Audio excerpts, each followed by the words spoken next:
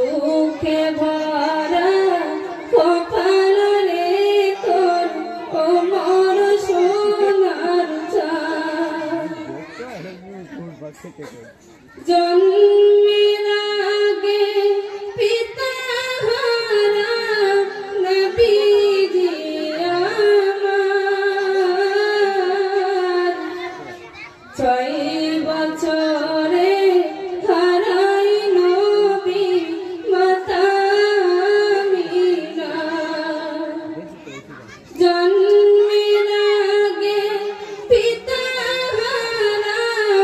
নবীজি আমার 6 বছরে